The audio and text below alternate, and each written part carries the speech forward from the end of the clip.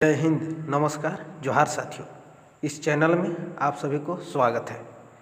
यह CNT act से संबंधित दूसरा वीडियो है। इस वीडियो में हम लोग जानेंगे बंधक जमीन के नियम, बेचे गए जमीन के बारे में जानेंगे। बताना चाहेंगे इससे पहले वाला वीडियो चैनल पर अपलोड कर दिए गए हैं, जिसमें CNT एक्ट धारा 46A के बारे में बताए गए हैं। आइए आज के इस वीडियो पर बात करते हैं धारा 46B के बारे में। CNT एक्ट धारा 46B, यदि अधिभोगी रैयत SC OBC का सदस्य हो तो भी CNT एक्ट धारा 46A के शर्तों एवं नियम हस्तांतरण के लिए लागू होगा, परंतु हस्तांतरण प्राप्त करने वाले उसी जिला का निवासी होना चाहिए जिस जिला में जमीन होगा।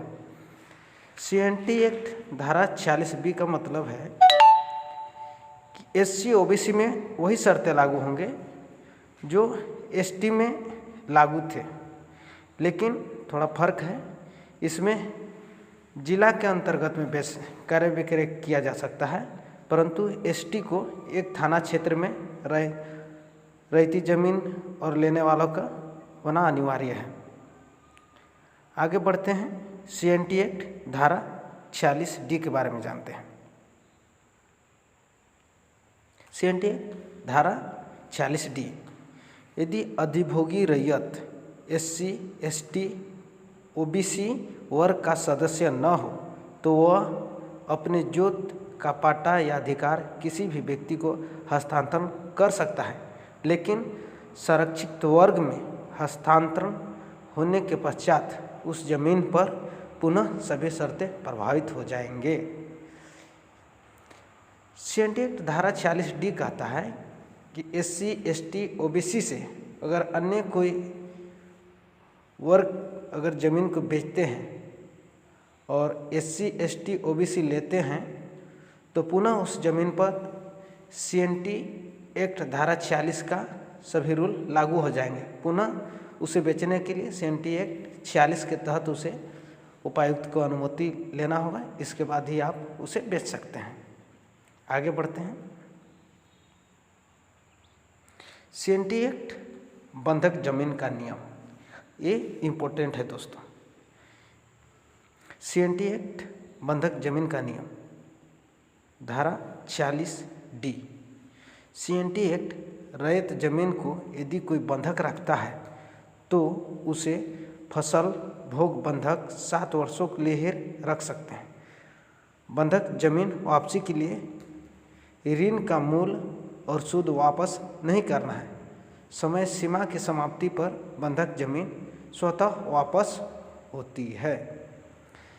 CNT एक्ट धारा 46D का मतलब यह है कि यदि आप किसी को जमीन 2000 में बंधक दे दिए 1 सालों के लिए, तो उसको वापसी के लिए आपको 2000 जिसको के पास दिए हैं जमीन, उसे नहीं वापस करना है।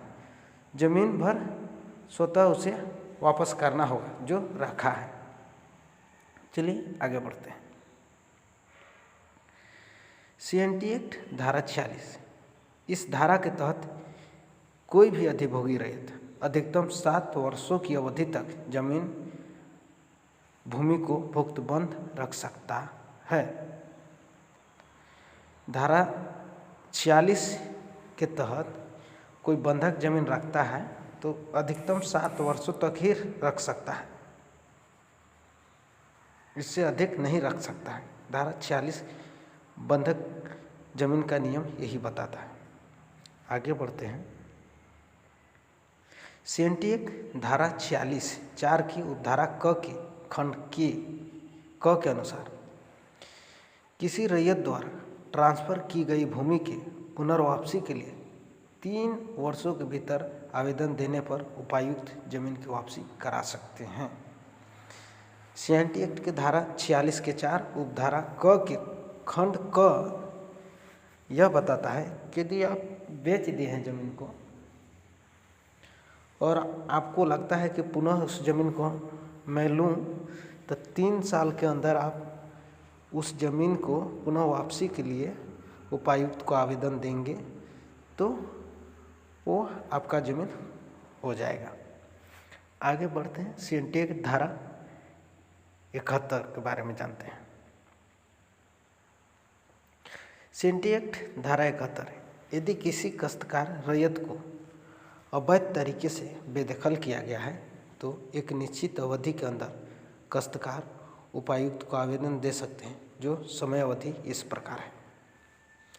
अधिभोगी रैयत 3 वर्षों के अंदर दे सकते हैं, अनधिभोगी रैयत 1 वर्षों के अंदर दे सकते हैं।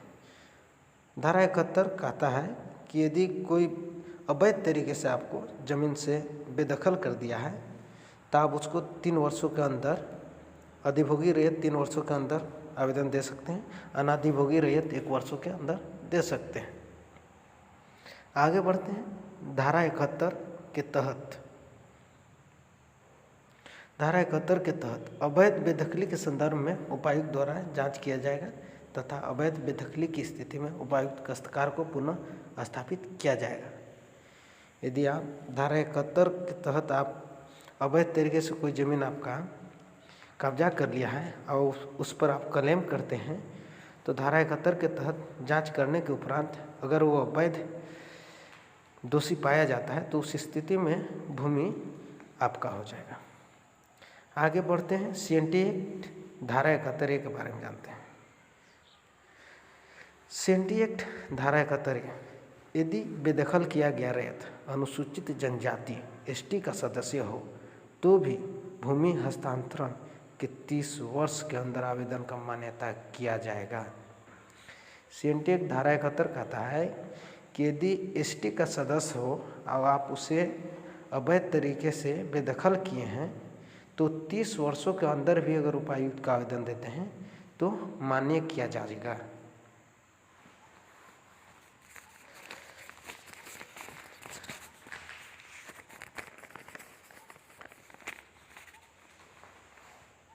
बहुत लंबा वीडियो है।